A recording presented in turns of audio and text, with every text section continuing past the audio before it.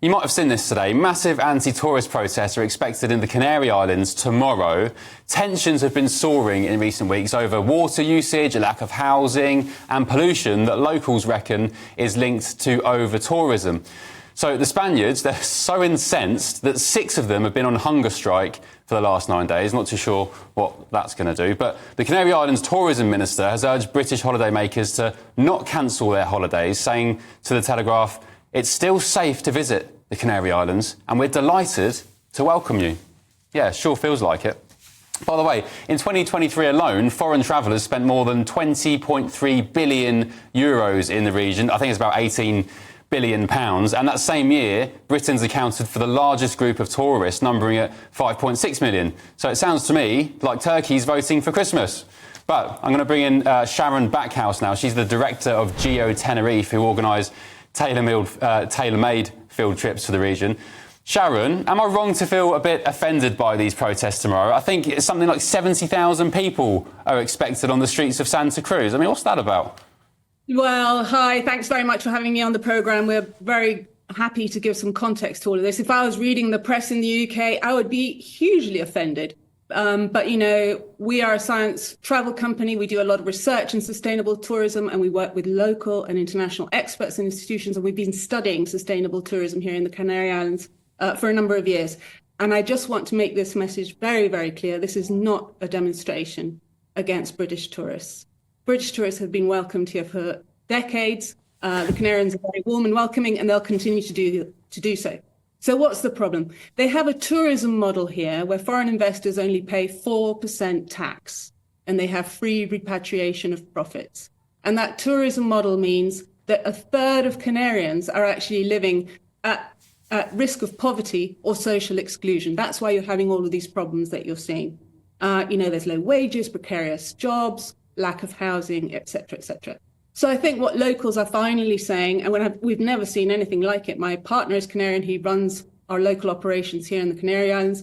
We've never seen a movement like this, but it's absolutely not against British tourists. They're just calling for a fairer deal. The Canary Islands want to be a sustainable tourism destination, and that's fantastic. But sustainable isn't just saving a bit of water and recycling your rubbish. You actually have to listen and work with collaboratively local people. You have to encourage them to develop business and work with them in a very sustainable way. Got it. Sharon, I get that, and you're saying it's not a protest against British tourists or any tourists for that matter, but what are all these pictures about saying go home? There's people driving around in cars with graffiti on the side saying tourists go home. I mean, how do you answer that?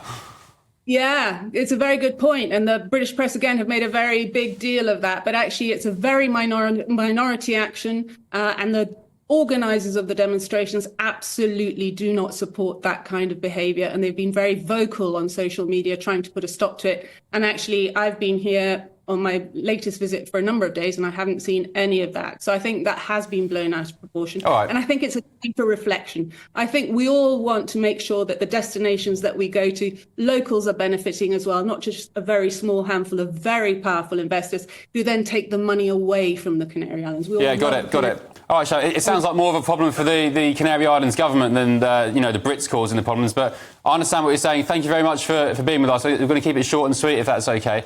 Now, I just want to bring up this quote from The Telegraph. So Nestor Marrero, he's secretary of a Tenerife ecology group. He said, quote, "Tourists are allowed to behave in ways here that they would not be allowed to do at home.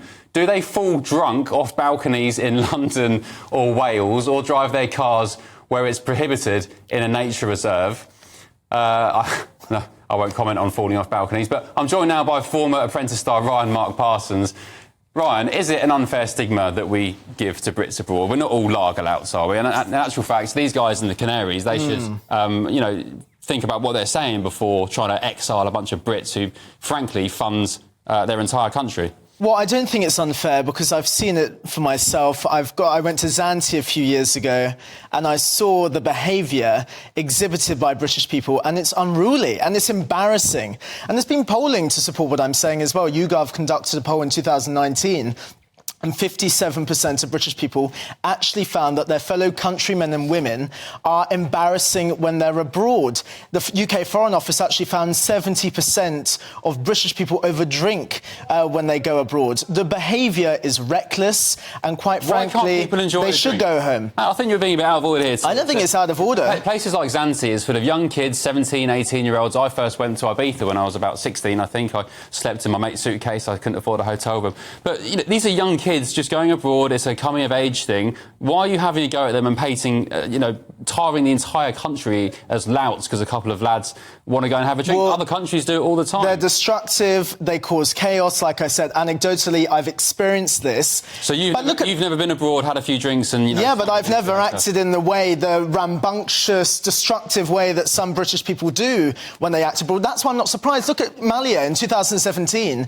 Holidaymakers, I think around 10,000 holidaymakers, Brits, by the way, specifically, were banned from Malia. And also in 2023, Amsterdam put out digital advertising to discourage 18 to 35-year-olds from going to the city. I mean, look, it's not just the Canary Islands. We've got Crete, we've got the Netherlands. This shows that universally British people are completely and utterly mortifying when they go abroad. They don't know how to behave. And that goes back to the quote, you wouldn't do it in London. Why do you hate your own people so much? Why do I hate my own people? Yeah. I hate the way they behave. I think whoever's watching, British people watching this need to change the way they behave when they go abroad. And I'm not surprised when spokespeople for Tenerife from these ecology groups, they're saying that British people, when they go to the nature reserves out there in the Canary Islands or go to any protected spaces, they're not treating it with the respect it deserves. We're talking about people that go to these all-inclusive resorts. They stay in the hotel the whole time. They have no cultural appreciation it's not or respect. just us. The Chinese government, for example, they were forced to issue warnings to citizens several years ago because people were chucking noodles over hoteliers in different countries. Also, the Paris Tourist Board distributed a politeness manual for the French when they were working abroad. So it's not just us. And in actual fact, it sounds a bit classist that you're having a go at that. No, it's not classist at all. But we have this reputation. You can't deny that. Brits abroad, that is a reputation that we hold. And we are known for our messy behaviour. And I think that needs to change. Oh, well, let's hope you don't, have a drink too many in the near future and get caught with, It won't happen, trust me.